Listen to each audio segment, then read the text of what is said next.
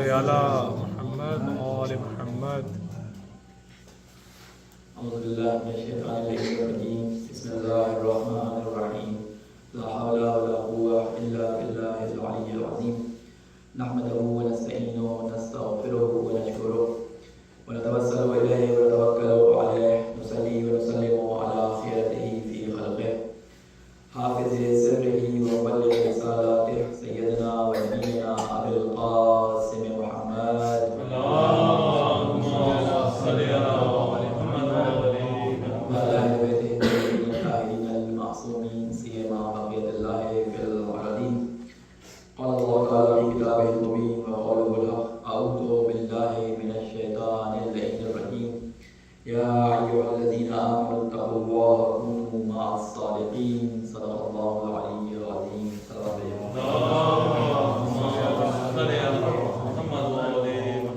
السلام علیکم ورحمۃ اللہ وبرکاتہ.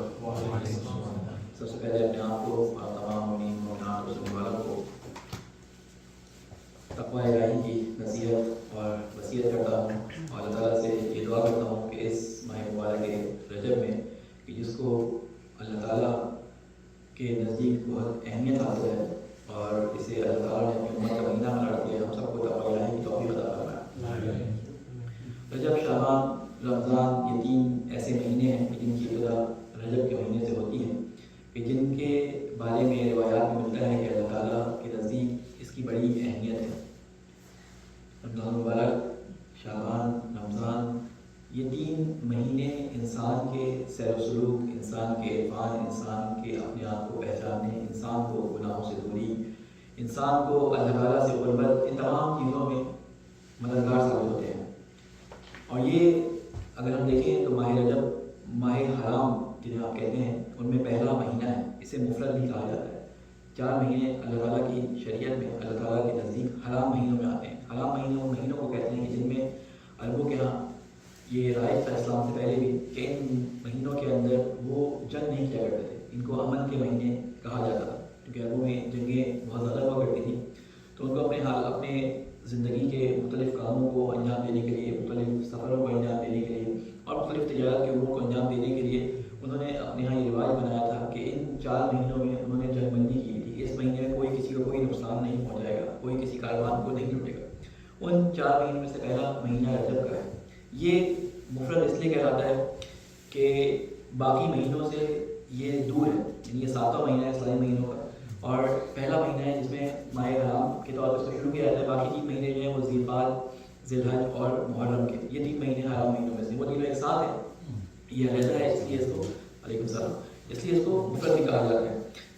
اصل میں اس کے بارے میں اگر ہم روایات اٹھا کے دیکھیں تو اس میں ملتا ہے کہ اللہ تعالیٰ فرماتا ہے کہ رجب کا مہینہ میرا جو ہے وہ مہینہ ہے، یعنی اس میں اللہ تعالیٰ اپنے مہینے سے اس کو تعریف کرتا ہے. شعبان کا مہینہ میرے نبی کا مہینہ ہے، بلکہ یہ حدیث ہے جسے رسول اکرم صلی اللہ علیہ وسلم کی شعبان میرا مہینہ ہے، رجب اللہ کا مہینہ ہے، اور رمضان اللہ کی امت کا مہینہ ہے.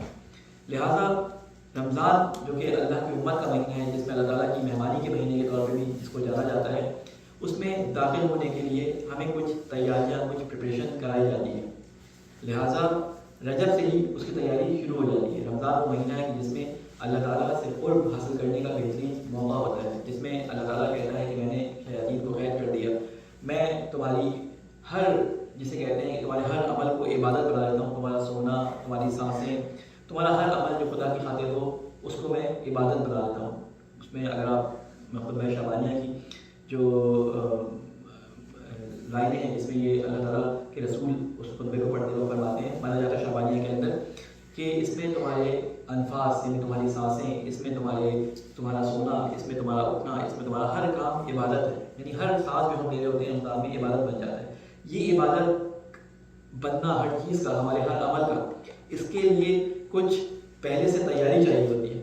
یہ ماہ مبارک رمضان جسے اللہ تعالیٰ کی مہمانی کا مہینہ کہتے ہیں، اس میں داخل ہونے کے لیے انسان کو کچھ پریپیئر ہونا پڑتا ہے. جب آپ کسی دنیا میں کسی بڑی ہستی کی دعوت کو قبول کرتے ہیں، اگر کسی پریزیڈنٹ نے، اگر کسی وزیر اعظم نے، یا کسی بھی بڑے آدمی نے آپ کو بلایا ہے، تو آپ وہاں جانے سے پہلے خوب تیاریاں کرتے ہیں، اپنے آپ کو سجاتے ہیں، اپنے آپ کو سنوارتے ہیں، اپنی گفتار کو جو ہے وہ چیک کرتے ہیں کہ اس کے سامنے میری زبان سے کوئی ایسا لفظ نکل جائے جو سامنے والے کو جو میرا میزبان ہے اس کو برا لگ جائے، تو ہم پہلے سے تیاریاں کرتے ہیں. بالکل ماہ رمضان بھی اسی طرح کا مہینہ ہے جس میں اللہ تعالیٰ کی قربت کا بہترین موقع ہوتا ہے، لہٰذا اس کی تیاری رجب سے ہی شروع ہو جاتی ہے. اور رجب کی اگر دعاؤں کو آپ دیکھیں تو ان دعاؤں میں یہ چیز ہمیں ملتی ہے. انشاءاللہ دوسرے خطبے میں یا اسی خطبے کے آخر میں ایک دعا جو روزانہ پڑھنے کی اس کی بھی ایک چھوٹی سی مختصر سی تفصیل آپ کے سامنے بیان کروں گا کہ اس میں کس طرح سے اللہ تعالیٰ سے مناجات کی جا رہی ہے، کس طرح اللہ تعالیٰ کے قرب حاصل کرنے کا جو ہے اس کو ذریعہ بنایا گیا ہے.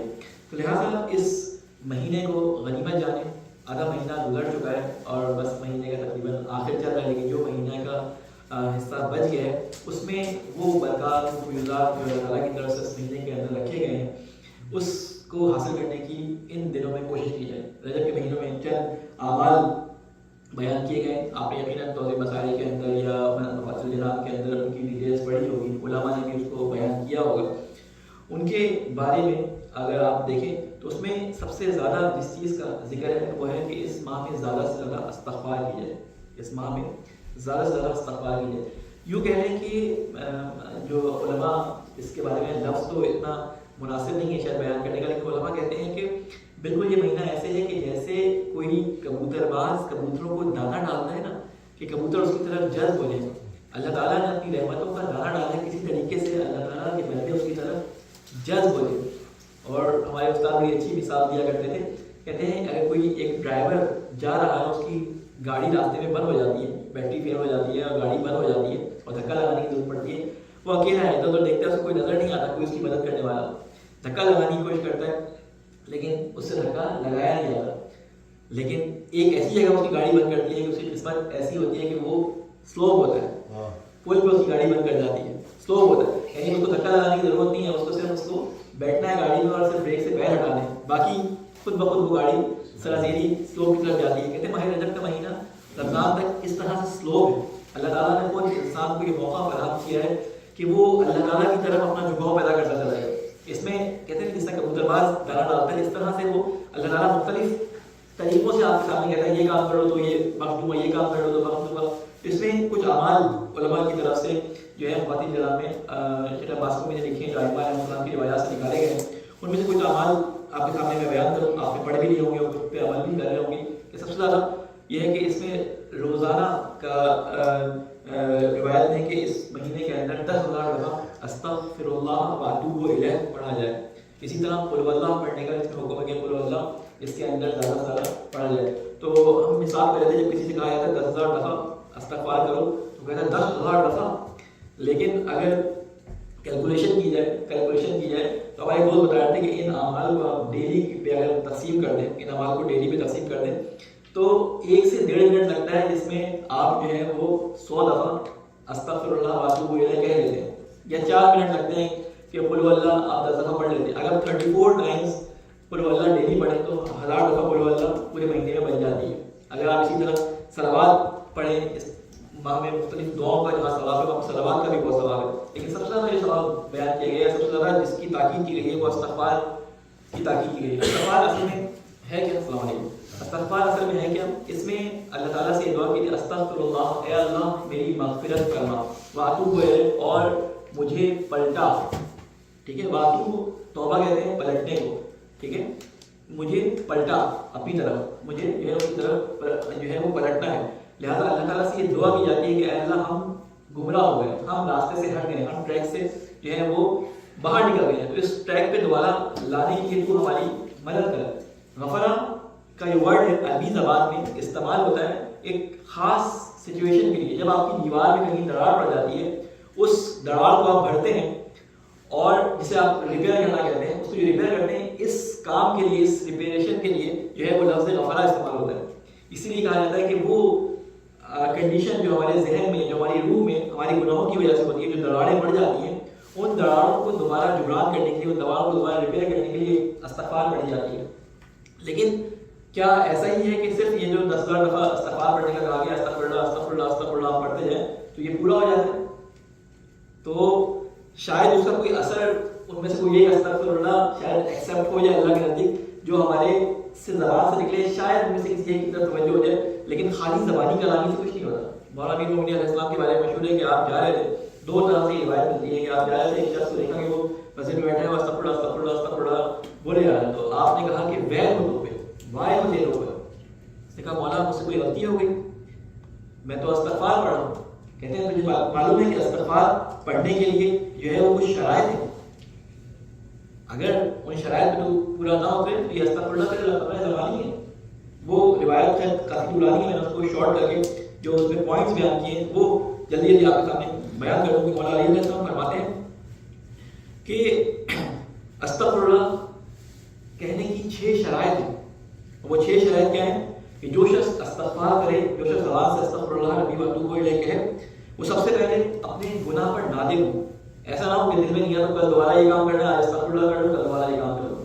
ہمیشہ یہ توبہ کی شرطوں میں سے ایک شرط ہے کہ جب آپ کسی چیز پہ اللہ تعالیٰ سے توبہ کرتے ہیں وہ اللہ تعالیٰ کا نعوذ باللہ مذاق اڑانا نہ بنتے. اس کے لیے آپ کے اوپر لازم ہوتا ہے کہ جو گناہ ہم نے کیا ہے اس پہ ہم نادم ہوں اور اس بات کا ارادہ کریں کہ آئندہ اس گناہ کو انجام نہ دیں. مولا علی فرماتے ہیں کہ پہلا یہ کہ جو گناہ اس نے کیا ہے اس پر وہ ندامت رکھتا ہو، پہلی شرط استغفراللہ کہنے کی.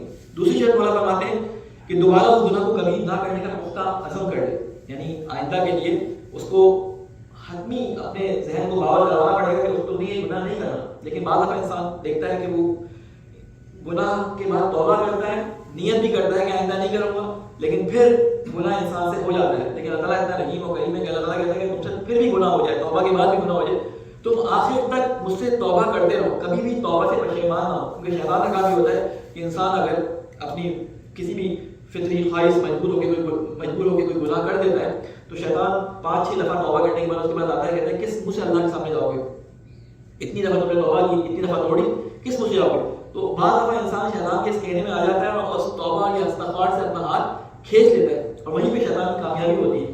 تو اس لیے اللہ تعالیٰ فرماتا ہے کہ تم کسی بھی حال میں تمہارے گناہ تمام دنیا میں موجود پہاڑوں کی بلندی جتنے اونچے بھی بڑے بھی گناہ ہو، جب تک جتنے انسان آئے اس کے برابر تمہارے سب انسان کے برابر گناہ ہو، تب بھی تم میرے پاس اس امید سے آؤ کہ میں تمہارے گناہوں کو معاف کر دوں گا. یہ اللہ تعالیٰ اتنا رحیم اور کریم ہے. مولا علی فرماتے ہیں کہ جو گناہ کیا ہو اس گناہ کو نہ کرنے کا دوبارہ عزم کریں کہ دوبارہ نہ کرنا ہے، نہیں کرنا گناہ کو. تیسری بات مولا فرماتے ہیں کہ یہ تمام مخلوق کے جو حقوق تمہاری گردن پہ ان کو ادا کرنے کی نیت ہو. یعنی بعض دفعہ انسان استغفار کر کے اپنے گناہ جو اللہ تعالیٰ کے حضور نے کیے ہیں وہ تو معاف کروا دیتا ہے. یعنی استغفار ان گناہوں کو معاف کرواتی ہے جو حقوق ہم نے اللہ تعالیٰ کے کم کیے ہوتے ہیں، جن حقوق کو ہم نے اللہ تعالیٰ کے کرنے میں کوتاہی کی ہوتی ہے ان حقوق کو معاف کروانے میں استغفار مددگار ہوتی ہے. یعنی اللہ کے حقوق اللہ معاف کرتا ہے لیکن لوگوں کے حقوق اللہ تعالیٰ معاف نہیں کرتا.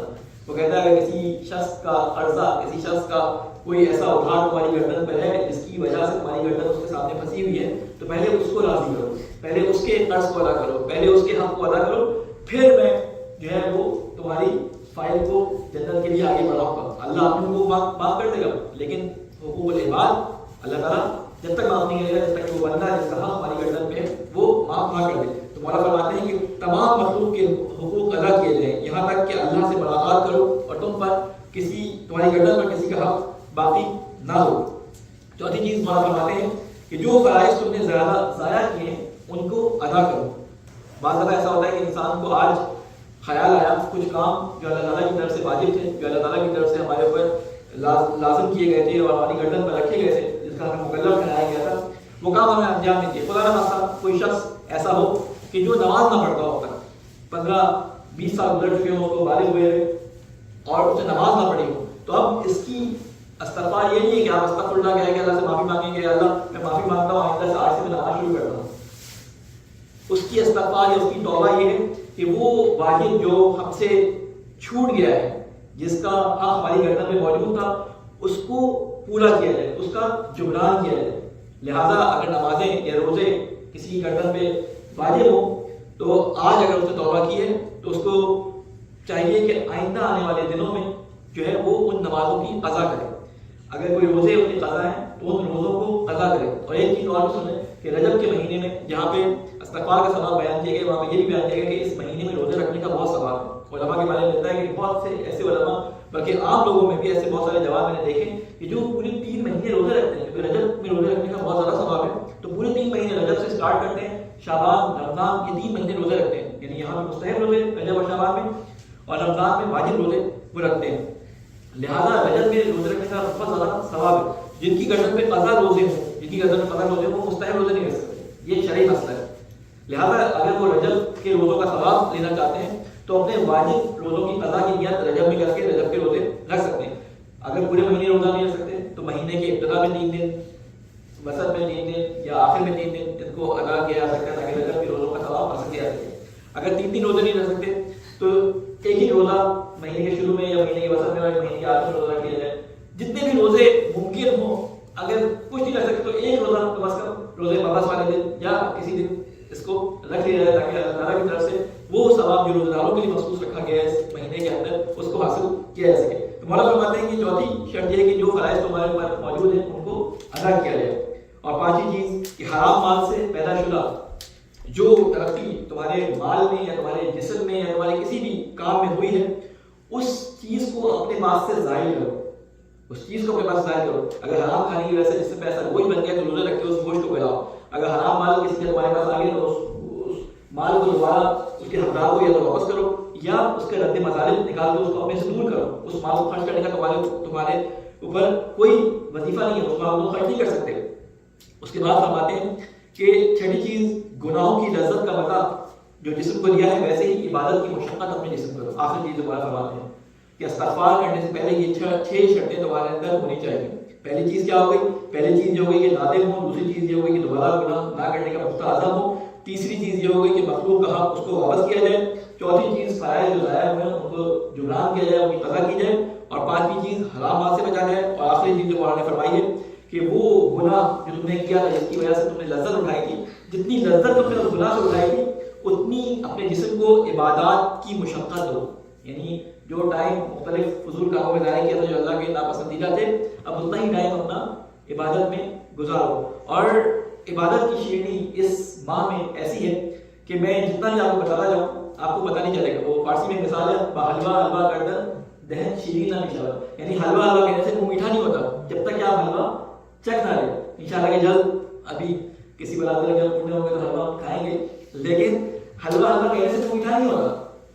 اسی طرح رجب کی میں جتنی بھی آپ کے سامنے تعریفیں کر دوں، جتنے بھی فضائل بیان کر دوں، یہ اسی وقت آپ کو محسوس ہوگا کہ جب آپ اس ماہ کے اندر جو عبادات ہیں ان کو شوق و ذوق سے انجام دیں گے تو آپ کو دیکھیں گے جب نماز شب کے لیے آپ کھڑے ہوں گے، جب سحری کے لیے آپ بلند ہوں گے اور جب آپ روزہ رکھ کے افطار کریں گے تو آپ خود اس لذت کی کیفیت کو، اس کی چاشنی کو اپنے اندر محسوس کریں گے.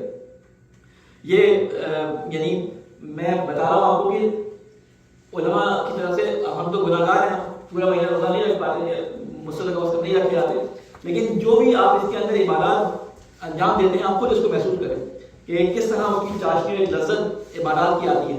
مولا فرماتے ہیں کہ عبادات کے ذریعے وہ مشقت دو اپنے جسم کو جو گناہ کے ذریعے جتنا ٹائم تم نے لذات دینے میں لگایا تھا.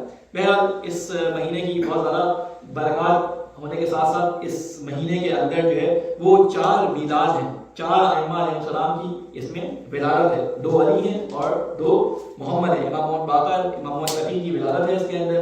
امام محمد علی اور امام علی تقی اور امام علی علیہ السلام کی ولادت اس مہینے میں. اس کے علاوہ جہاں ہمارے یہاں خوشی کی جسے کہتے ہیں تاریخیں ہوتی ہیں، وہاں کچھ غم کی تاریخیں بھی اس مہینے کے اندر ہیں. اور آپ کو معلوم ہے کہ ہمارے لیے تو خاص طور پہ ائمہ علیہ السلام کی طرف سے جو روایات آئی ہیں، امام صادق علیہ السلام کی روایات کئی دفعہ آپ کے سامنے پڑھ چکا ہوں.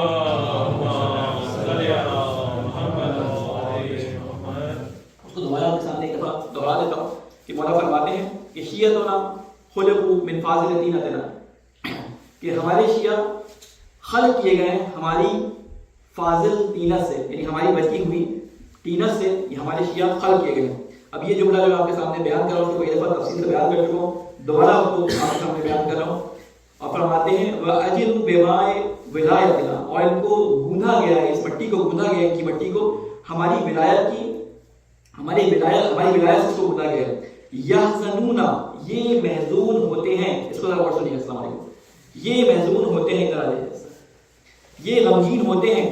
لے حزننا، ہمارے غم کے لیے. عموماً ترجمہ ایسا کہا گیا ہے یہ محزون ہوتے ہیں یا غمگین ہوتے ہیں ہمارے غم میں. اگر غم میں ترجمہ کیا جائے تو یہاں پہ لفظ فی اور رہے گا، لے یحزنون فی حزننا، لیکن یہاں پہ لفظ کیا ہے؟ لے حزننا. یہ غمگین ہوتے ہیں ہمارے غم کے لیے، یعنی جس چیز میں ہم غمگین ہوتے ہیں اسی چیز کے لیے، اسی چیز میں غمگین ہوتے ہیں. وَيَفْرَحُونَ اور یہ خوشحال ہوتے ہیں، ان کو خوشی ہوتی ہے. لِفَرَحِنَا ہم جس چیز میں خوش ہوتے ہیں اس چیز کے لیے خوش ہوتے ہیں. لیکن ترجمے میں ایک لفظ سے کتنا زیادہ فرق پڑ جاتا ہے عبارت کے فہم میں. اگر آپ اس کا ترجمہ یہ کریں کہ ہماری خوشی میں خوش ہوتے ہیں، ہمارے غم میں غم ہوتے ہیں، اس کا ایک بالکل الگ مفہوم نکلتا ہے. لیکن آپ یہ کہیں کہ یہ ہماری خوشی کے لیے خوش ہوتے ہیں یا ہمارے غم کے لیے غمگین ہوتے ہیں، یا جس چیز سے ہم غمگین ہوتے ہیں اس چیز سے غمگین ہوتے ہیں، تو عبارت کے اندر ٹوٹلی ایک بہت واضح سے فرق آپ محسوس کریں گے. تو اس کوالٹی کو دیکھتے ہوئے ہم دیکھتے ہیں کہ ہم ایک دن اس رجب کے مہینے میں دیکھیں آپ لائن سے دیکھتے ہیں. ابھی جو دن گزر چکے ہیں امام تقی کی شہادت سے ولادت سے شروع ہوا، پھر مولا علی علیہ السلام کی ولادت کا دن آیا. ابھی جو 24 جو رجب آئے گی اس دن فتح خیبر کا دن ہے، خوشی کا دن ہے. پھر اس کے بعد 25 رجب کو کیا ہے؟ امام کاظم کی شہادت ہے، غم کا دن آ گیا. پھر 27 رجب کو مبعث ہے، رسول اکرم صلی اللہ علیہ وسلم کی بعثت کا دن، خوشی کا دن. بعثت اس مہینے کی سب سے امپورٹنٹ چیز، اگر کسی چیز کو دیکھا جا سکتا ہے سب سے امپورٹنٹ تاریخ جو اگر ہم مانیں تو سب سے امپورٹنٹ تاریخ ہے 27 رجب، جس دن رسول اکرم صلی اللہ علیہ وسلم کو مبعوث کیا گیا. کیونکہ اگر بعثت نہ ہو تو نہ غدیر ہو، نہ مباہلہ ہو، نہ ائمہ علیہ السلام کی فضیلت ہو. ہر چیز کس چیز پہ منحصر ہے؟ بعثت پہ. یعنی رسول اکرم صلی اللہ علیہ وسلم کو جو نبوت پہ مبعوث کیا گیا، تو 27 کو بعثت ہے. اور پھر اس کے بعد اگلا غم کا دن کیا ہے؟ 28 صفر، جس میں امام حسین علیہ السلام کی رخصت ہے مدینہ سے. لہذا یہ خوشی اور غم کو ملا جلا کر ہمارے لیے ایک ایسا جیسے کہتے ہیں مہینہ رکھا گیا ہے کہ جس میں ہم اپنے جسے کہتے ہیں کہ اندرونی حالت کو اللہ تعالیٰ کے لیے خالص کر سکتے ہیں. ہم اللہ تعالیٰ کے نزدیک جانے کے لیے بہت سارے مواقع سے، یعنی فری کی سیل لگی ہوئی ہے. یعنی ایک ایسا اللہ کی طرف سے رحمت کا مہینہ ہے کہ جس میں ہر کام پہ چھوٹے چھوٹے جیسے کہتے ہیں نا کہ بہانے سے اللہ تعالیٰ رحمتیں اپنی بانٹ رہا ہے. اللہ تعالیٰ سے یہ دعا ہے کہ اللہ مجھے واسطہ ہے محمد وال محمد کا اس مہینے کی جو فیوز و برکات ہیں ان کو حاصل کرنے کی ہم سب کو توفیق عطا فرما. اے اللہ جو برکات ہم اب تک حاصل نہیں کر سکے، آئندہ جو باقی مہینے کے ایام باقی ہیں ان دنوں میں ہمیں ان فیوزات کو حاصل کرنے کی توفیق عطا فرما. اے اللہ اگر اب تک روزے نہیں کرتے تو روزے رکھنے کی ہم سب کو توفیق عطا فرما. اے اللہ جو گناہ ہم سے سرزد ہو گئے ہیں، اے اللہ ہمیں ایسی استغفار کرنے کی توفیق عطا فرما کہ جس طرح کے قرآن نے فرمایا کہ ہماری استغفار تیری بارگاہ میں قبول و مقبول ہو. اے اللہ مجھے واسطہ ہے محمد والے محمد کا ہمارے گناہ کبیرہ اور صغیرہ کو معاف فرما. اے اللہ مجھے واسطہ ہے محمد والے محمد کا جو بزرگان ہمارے دنیا سے جا چکے ہیں، خصوصاً صاحب خانہ کے بزرگان حاضرین کے بزرگان جو دنیا سے جا چکے ہیں، انہیں قبروں پہ اپنی رحمت نازل فرما. اے اللہ مجھے واسطہ ہے محمد والے محمد کا کہ جہاں جہاں مومنین جس پریشانیوں کا شکار ہیں ان کو پریشانی سے نجات دلا. خصوصاً فلسطین کے اندر ریکنسٹرکشن کا بنا رہا ہے، غزہ کے جو لوگ ہیں واپس اپنے گھروں میں آ رہے ہیں. پالچنار کے اندر ہمارے لوگوں کی جو کنڈیشن ہے، کھانے پینے کو لوگ ترس ہیں، حتیٰ کہ بنیادی ضروریات کے لوگ ترس ہیں. اے اللہ ان کی مشکلات کو جلد از جلد حل فرما. اے اللہ کے واسطہ ہے محمد والے محمد کا ہمارے نوجوانوں کے جو مسائل ہیں، جاب کے، شادی کے اور تمام مسائل جو ہمارے بزرگوں اور ہمارے دوسرے لوگوں کو ہیں، اے اللہ ان کے مسائل کو ان کے لیے حل کرنا آسان فرما. اے اللہ ہمارے امام کی حفاظت فرما، ہمیں ان کی ناصر آباد میں شامل فرما. ربنا تقبل منا انك انت السميع العليم. بسم الله الرحمن الرحيم. إنا أعطيناك الكوثر فصل لربك وانحر إن شانئك هو الأبتر. اللهم صل على محمد اللهم صل على محمد اللهم صل على محمد. أعوذ بالله من الشيطان الرجيم. بسم الله الرحمن الرحيم. الحمد لله رب العالمين والصلاة والسلام على سيدنا ونبينا وحبيب قلوبنا أبي القاسم المصطفى محمد. اللهم صل على محمد وعلى آله الكريمين البشرين المنتجلين سيما علي أمير المؤمنين والصديقة الطاهرة الفاطمة الزهراء سيدة النساء العالمين والحسن والحسين سيدي شباب أهل الجنة وعلي بن الحسين ومحمد بن علي وجعفر بن محمد وموسى بن جعفر وعلي بن موسى ومحمد بن علي وعلي بن محمد والحسن بن علي والخلف القائم المهدي المنتظر وجلك على عبادك وأمناك في بلادك وصل على أئمة المسلمين وحماة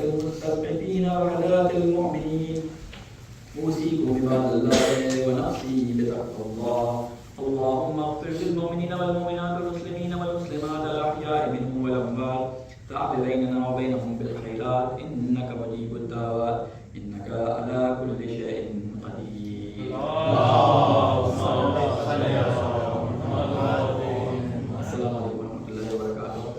سب سے پہلے اپنے آپ کو اور تمام مومنین اور سننے والوں کو تقوی الہی کی وصیت اور نصیحت کرتا ہوں اور اللہ تعالیٰ سے یہ دعا کرتا ہوں کہ اس ماہ مبارک رجب میں کہ جس میں ہمارے مولا امیر المومنین علیہ السلام کی ولادت ہے اور ہمارے 3 عزیز جو امام ہیں ان کی اس میں ولادت کا دن ہے، اس مہینے کو ہمارے لیے برکت اور حصول تقویٰ کا ذریعہ بنا.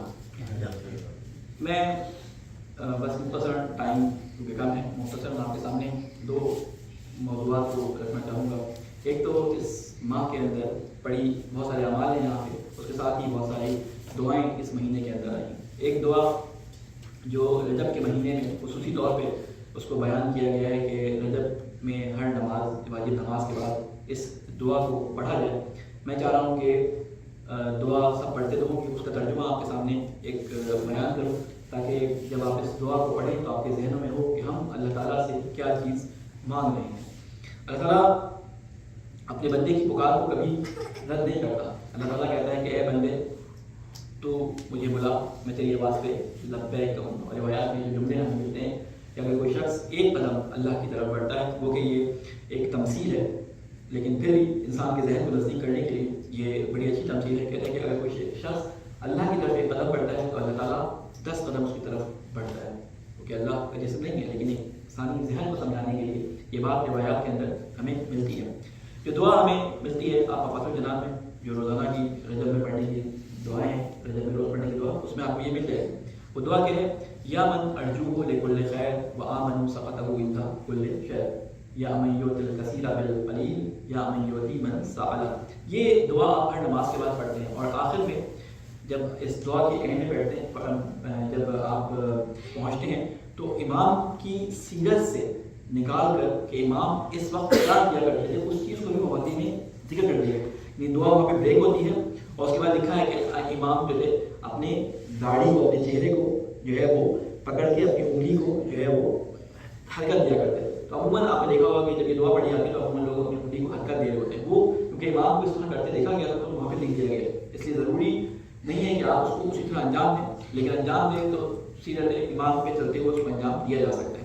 وہ جب پڑھتے ہیں یا ذوالجلال والاکرام یا نام آئے وجود تو وہاں پہ آپ اپنی انگلی کو تھوڑا سا حرکت دیتے ہیں کیونکہ امام نے کیا تھا تو اس کو انجام دیا جاتا ہے. اس کا ایک فلسفہ ہے، انشاءاللہ آپ سے پہنچیں گے تو اس میں کوشش کروں گا کہ وقت کے دامن میں رہتے ہوئے اس کا آپ کے سامنے بیان کروں. امام فرماتے ہیں کہ یا من ارجوہ لکل خیر، اے وہ جس سے ہر بھلائی کی امید رکھتا ہوں، لکل خیر ہر بھلائی کی امید رکھتا ہوں، آمن سخطہ عند کل شر اور ہر برائی کے وقت اس کے غضب سے امان میں ہوتا ہوں.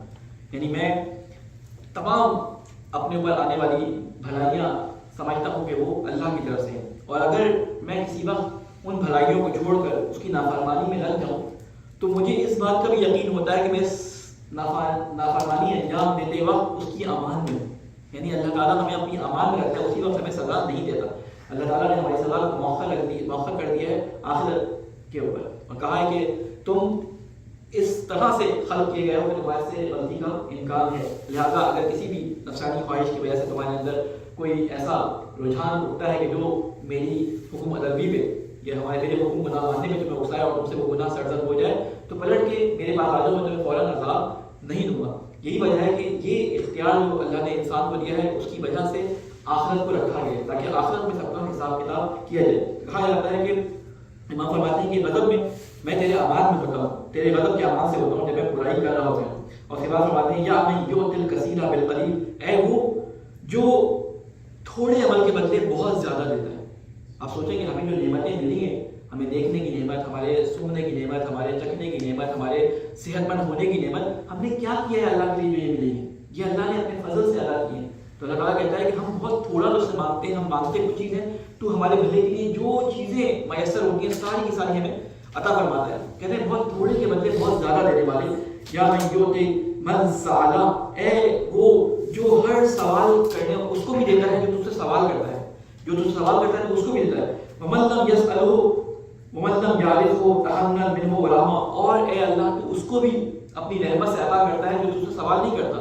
بعض دفعہ بعض ایسی چیزیں ہوتی ہیں جو ہم اللہ سے سوال نہیں کرتے، لیکن اللہ سے مانگے بغیر اللہ تعالیٰ ہماری ضرورت کی چیزیں ہمیں دے رہا ہوتا ہے. یہ ہوا، یہ سانس لینے کے لیے پاکیزہ جو ہے وہ فضا، یہ سب اللہ تعالیٰ ہمیں بغیر مانگے دے رہا ہوتا ہے. یہ تمام چیزیں اللہ تعالیٰ کی. اللہ امام اس کو شکر ادا کرتے ہوئے کہتے ہیں کہ جو تجھ سے مانگتا ہے اس کو بھی دیتا ہے، اور جو نہیں مانگتا اس کو بھی تو دیتا ہے، اور جو اسے نہیں پہچانتا اس پر بھی وہ احسان کرتا ہے اور رحم کرتا ہے. اے اللہ آتنی بمسألتی ایاک، اے اللہ مجھے میرے سوال پر عطا فرما جمیع خیر الدنیا، دنیا میں جتنی نیکیاں اور خیر ہیں وہ سب کی سب مجھے عطا فرما. یعنی اے اللہ اپنے رحم و کرم سے، اپنے جود و کرم سے مجھے تمام نیکیاں، تمام خیر کے کام کرنے کی توفیق عطا فرما. یہاں نیکیاں بھی ہو سکتی ہیں اور نیکیاں کرنے کی توفیق بھی یہاں پہ مراد ہو سکتی ہے. اے اللہ ہر نیکی کرنے کی توفیق مجھے عطا فرما. وجمیع خیر الآخرہ، اور وہ تمام نیکیاں مجھے کرنے کی توفیق عطا فرما کہ جو آخرت میں میرے لیے خیر کا باعث ہو. اس کے بعد فرماتا ہے وَاصْرِفْ عَنِّی بِمَسْأَلَتِی ایاک، اے اللہ ان تمام چیزوں سے مجھے محفوظ فرما، ان تمام طلبکاریوں پر مجھے محفوظ فرما جو دنیا کی آخرت اور آخرت کی تکلیفوں میں مجھے ڈال دے. یعنی اے اللہ ان مشکلات سے بھی مجھے نجات عطا فرما جو دنیا میں یا آخرت میں مجھے کسی مشکل میں ڈال سکتی ہوں، جو کسی پریشانی میں مجھے ڈال سکتی ہوں.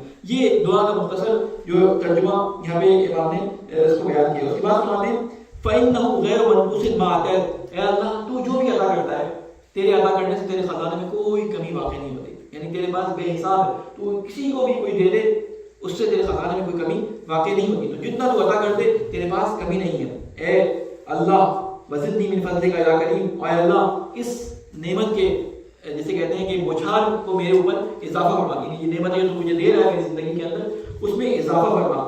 یا ذل جلال والاکرام، یہاں پہ امام نے اپنے چہرے کو پکڑ لیا. اس کے اندر جو چہرے کو پکڑنا ہے اس کی میں وجہ یہ بتاتا ہوں، پہلے دعا کا ترجمہ کر دوں. یا ذل جلال والاکرام، یا ذل النعماء والجود، یا ذل طول، یا ذل المن والطول، حرم شیبتی علی النار. کہتے ہیں اے صاحب جلالت، اے صاحب بزرگی، اے نعمتوں اور بخشش کے مالک، اے صاحب احسان و عطا، میرے سفید بالوں کو جہنم کی آگ پہ حرام فرما. شیبہ کہتے ہیں جسے کہتے ہیں کہ ریش، جسے کہتے ہیں سفید بالوں والی جو ریش ہوتی ہے، سفید ریش یا داڑھی ہوتی ہے اس کو کہتے ہیں شیبہ.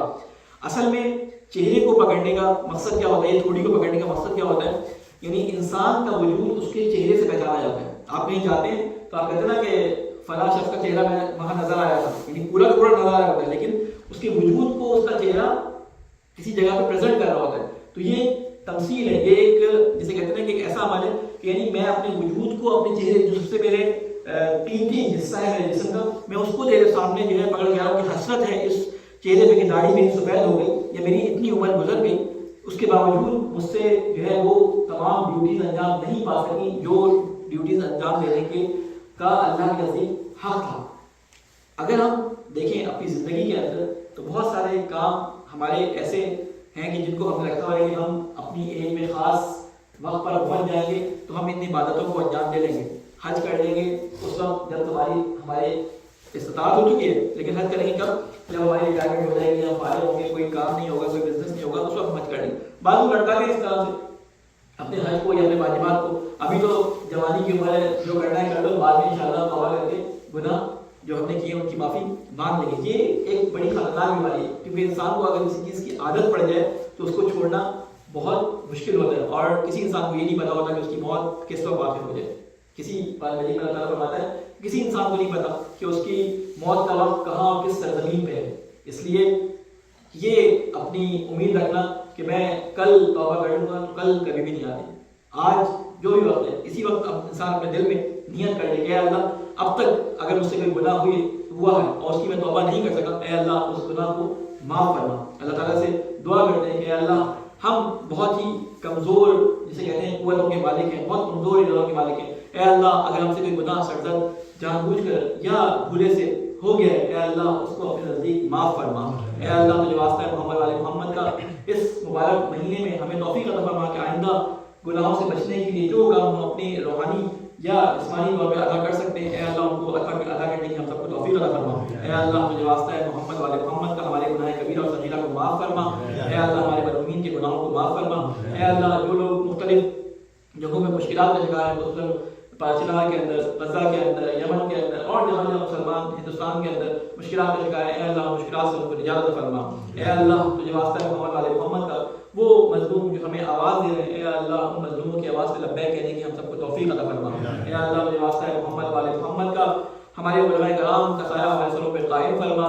اے اللہ ہمارے امام کی حفاظت فرما، ہمیں ان کے ناصر و عوام میں شامل فرما۔ ربنا تقبل منا انک انت السمیع العلیم برحمتک یا ارحم الراحمین۔ بسم اللہ الرحمن الرحیم۔